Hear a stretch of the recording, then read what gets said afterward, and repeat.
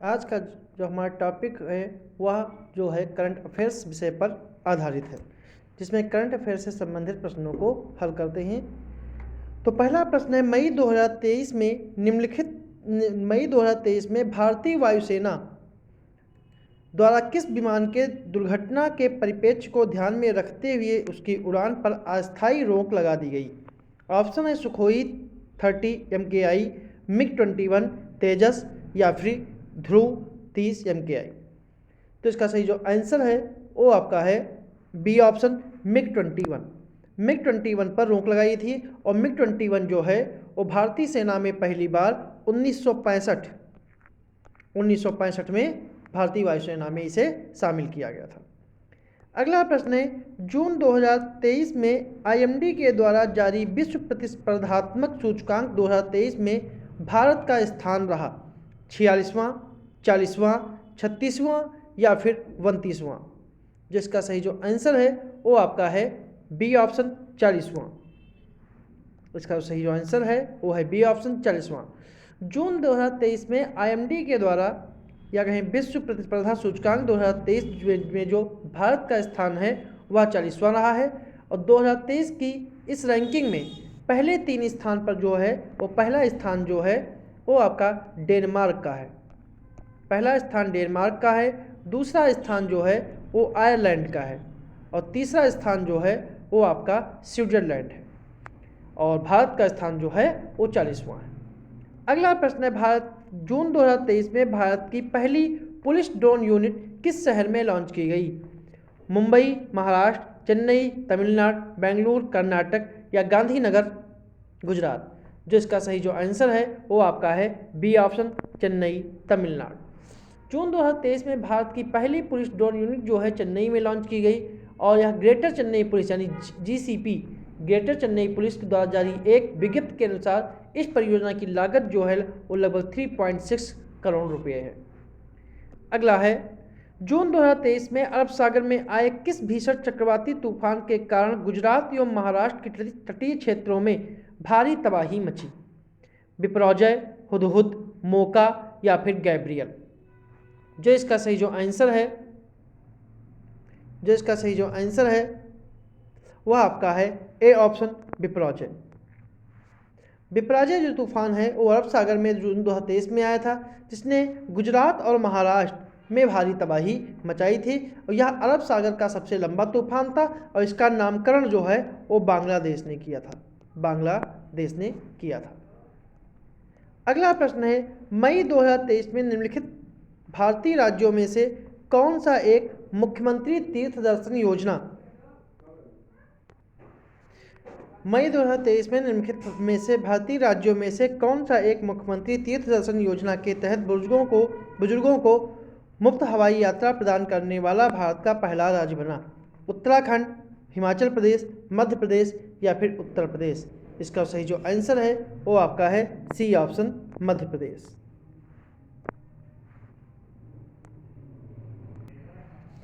अगला प्रश्न है कि मई 2023 में आसियान का 42वां शिखर सम्मेलन कहाँ आयोजित हुआ? इंडोनेशिया, सिंगापुर, वियतनाम या फिर कंबोडिया? इसका सही जो आंसर है वो आपका है ए ऑप्शन इंडोनेशिया। इंडोनेशिया में 42वां शिखर सम्मेलन आयोजित किया गया और इस शिखर सम्मेलन का जो मुख्य विषय था वो था आसियान मामले और विकास का उपर केंद्र। इस सम्मेलन में एक देश है जिसका नाम है लिमोर तेस्ते को आसियान के 11वें सदस्य के रूप में शामिल किया गया। अगला प्रश्न है,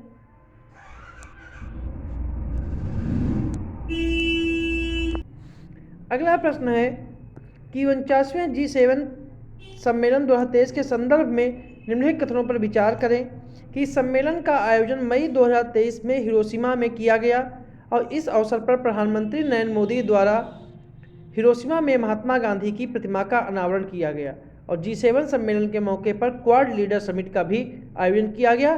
कौन सा कथन जो सत्य है? केवल 1 और 2, 2 और 3, 1 और 3 और 1, 2, 3? जिसका सही जो आंसर है वो आपका है डी ऑप्शन। इसके तीनों कथन जो हैं वो पूर्णतया सही है, इसलिए इसका डी ऑप्शन जो है वो सही है। अगला प्रश्न है कि जून 2023 में G20 देशों के श्रम नेताओं के नवगठित समूह YEL20 की शिखर बैठक का आयोजन किस शहर में किया गया? पुणे, नई दिल्ली, पटना या फिर जयपुर। जो इसका सही जो आंसर है वो आपका है सी ऑप्शन, पटना। मतलब पटना में जो है YEL20 शिखर बैठक का आयोजन किया गया। अगला प्रश्न है, जून 2023 में भारत की राष्ट्रपति द्रौपदी मुर्मू को किस देश के सर्वोच्च सम्मान great order of the chain of the yellow star से सम्मानित किया गया? सूरीनाम, ग्वाटेमाला, पनामा या फिर पेरू। जिसका सही जो आंसर है वो आपका है ए ऑप्शन, सूरीनाम। सूरीनाम जो है उसने द्रौपदी मुर्मू को great order of the chain of the yellow star से सम्मानित किया है। अगला प्रश्न है, जून 2023 में निम्नलिखित में से किस पूर्व भारतीय महिला क्रिकेटर को MCC विश्व क्रिकेट समिति में शामिल किया गया? झूलन गोस्वामी, मिताली राज, अंजुम चोपड़ा या फिर पूर्णिमा राव। जो इसका सही जो आंसर है वो आपका है झूलन गोस्वामी, मतलब ए ऑप्शन इसका जो है वो सही है। अगला प्रश्न है, जून 2023 में भारत के पहले स्वदेशी परमाणु रिएक्टर का संचालन किस राज्य में प्रारंभ किया गया? तमिलनाडु, राजस्थान, गुजरात या फिर महाराष्ट्र। जिसका सही जो आंसर है वो आपका है सी ऑप्शन, गुजरात।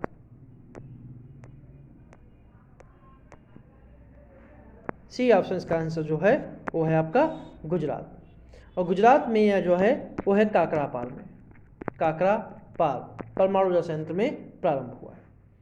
अगला प्रश्न है, जून 2023 में भारत की सबसे बड़ी निजी रेल कोच फैक्ट्री का उद्घाटन कहाँ किया गया?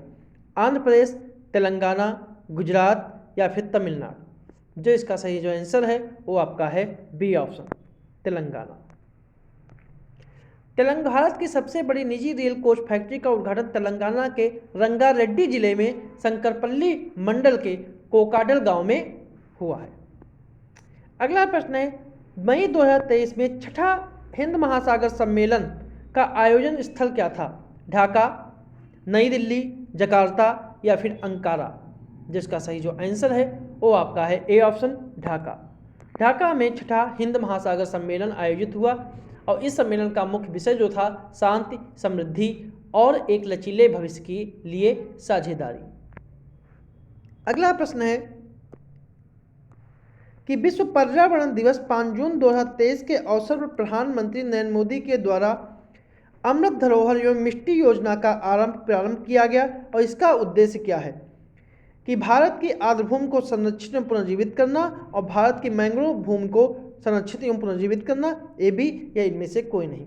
जिसका सही जो आंसर है वो आपका है सी ऑप्शन, मतलब दोनों जो हैं ये मिट्टी मिशन के उद्देश्य। अगला प्रश्न है, जून 2023 में केंद्र सरकार द्वारा अजय लांबा आयोग का गठन किया गया और इसका क्या उद्देश्य था? एनपीएस की समीक्षा के लिए, आधिकारिक डेटा की समीक्षा के लिए, मणिपुर हिंसा के लिए या हिडनबर्ग मामले की जांच के लिए। जिसका सही जो आंसर है वह है मणिपुर हिंसा की जांच के लिए, सी ऑप्शन इसका जो है। और इसके दो अन्य सदस्य हैं, एक का नाम है हिमांशु शेखर और दूसरे सदस्य का नाम है आलोक प्रभाकर, आलोक प्रभाकर।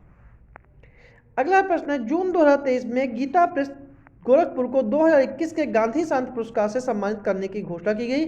यह पुरस्कार प्रदान किया जाता है केंद्रीय गृह मंत्रालय के द्वारा, केंद्रीय शिक्षा मंत्रालय के द्वारा, केंद्रीय संस्कृति मंत्रालय के द्वारा या केंद्रीय भाषा संस्था के द्वारा।